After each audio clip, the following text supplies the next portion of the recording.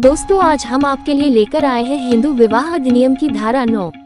दोस्तों आज हम जानेंगे कि धारा में केस दर्ज करने पर क्या क्या फायदे होते हैं और क्या नुकसान होते हैं। वीडियो शुरू करने से पहले दर्शकों से अनुरोध है कि अभी तक आपने इस चैनल को सब्सक्राइब नहीं किया तो सब्सक्राइब कर लें ताकि और भी नई और लेटेस्ट जानकारी प्राप्त हो सके। दोस्तों हिंदू धर्म में विवाह को एक संस्कार माना जाता है। जब महिला और पुरुष विवाह कर लेते हैं तो उनको एक साथ रहने की सहमति मिल जाती है, लेकिन कुछ दंपति में विवाह के बाद झगड़े आदि उत्पन्न हो जाते हैं और ऐसे में दोनों ही एक दूसरे से अलग अलग रहना शुरू कर देते हैं। दोस्तों आपने कई बार देखा होगा कि पति अपनी पत्नी से अलग रह रहा है या फिर पत्नी अपने पति से अलग रह रही है। ऐसे में अगर पत्नी चाहे तो अपने पति के खिलाफ हिंदू विवाह अधिनियम की धारा 9 के तहत केस दर्ज करके पति के साथ रह सकती है और उसी प्रकार अगर पति चाहे तो अपनी पत्नी के खिलाफ केस दर्ज करवाकर पत्नी के साथ रह सकता है।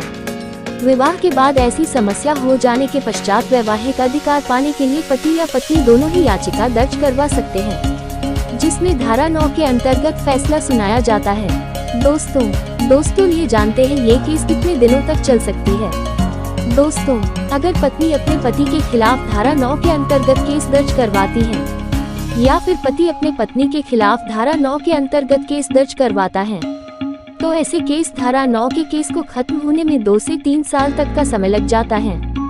दोस्तों अगर धारा 9 के केस के साथ आपका तलाक का केस भी चल रहा है, इसके अलावा पत्नी ने अपने पति के खिलाफ धारा 9 का केस दर्ज करवाया है और पत्नी अपने पति को साथ में लाने की कोशिश कर रही है, लेकिन पति इस बात से इनकार कर रहा है, वो पत्नी के साथ जाना नहीं चाहता है या फिर उल्टा तलाक के केस दर्ज करवाता है, तो ऐसे में पत्नी को धारा 9 के केस में सफलता मिलने में 3 साल से भी अधिक दिनों का समय लग सकता है। दोस्तों ऐसा ही पति के लिए भी हो सकता है, जैसे कि पति अपनी पत्नी को अपने पास लाने के लिए धारा 9 के तहत केस दर्ज करवाता है, लेकिन पत्नी अपने पति के साथ जाने से मना कर रही है और उल्टा पति के खिलाफ तलाक का केस दर्ज करवा रही है, तो इस स्थिति में भी कई बार केस 3 साल से अधिक समय तक लग जाता है।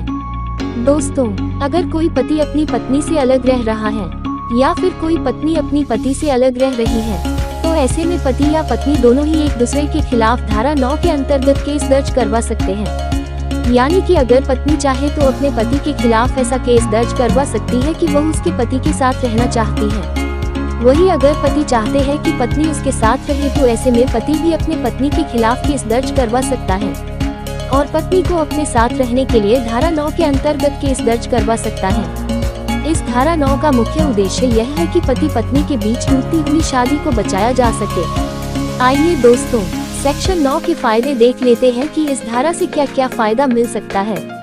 अगर आप विरोधी पार्टी के खिलाफ सेक्शन 9 का केस दर्ज करवाते हैं तो यह माना जाता है कि आप विरोधी पार्टी से प्यार करते हैं और उसको आपके साथ रहने के लिए आमंत्रण दे रहे हैं।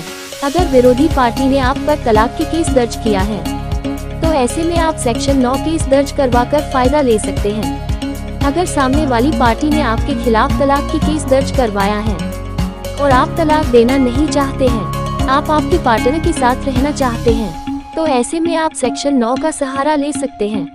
अगर तलाक के मामले में आपका केस कमजोर हो रहा है और आप हारने के बिल्कुल करीब हैं, तो ऐसे में आप अपने केस को स्ट्रॉन्ग बनाने के लिए सेक्शन 9 का सहारा ले सकते हैं। आइए दोस्तों सेक्शन 9 के नुकसान देख लेते हैं। अगर आप सेक्शन 9 का केस दर्ज करवाते हैं तो ये केस बहुत ही लंबा चल सकता है। ऐसे केस न्यायालय में 2 से 3 साल तक चल सकते हैं। ऐसे में आपको इतने वर्ष तक कोर्ट के चक्कर काटने पड़ते हैं। इसमें आपके पैसे और समय दोनों की बर्बादी होती है। अगर सेक्शन 9 के केस दर्ज करवाने के बाद साथ तलाक का केस भी चल रहा है तो इसमें आपको और अधिक नुकसान हो सकता है। ऐसे केस को खत्म होने में काफी अधिक समय लग सकता है।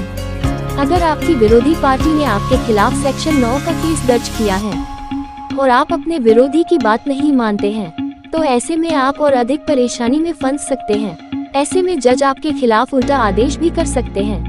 दोस्तों सीधे तौर से अगर देखा जाए तो इस केस से किसी भी प्रकार की फायदा किसी भी पार्टी को नहीं मिलती है, क्योंकि जबरदस्ती किसी को बांध के नहीं रखा जा सकता है। सभी अपने अपने मर्जी के मालिक हैं। इसलिए दोस्तों मेरी राय में धारा से किसी को किसी भी प्रकार का विशेष फायदा नहीं होने वाली है। दर्शकों से निवेदन है कि वीडियो को लाइक और शेयर करें। अभी तक आपने इस चैनल को सब्सक्राइब नहीं किया तो सब्सक्राइब कर ले ताकि और भी नई और लेटेस्ट जानकारी प्राप्त हो सके।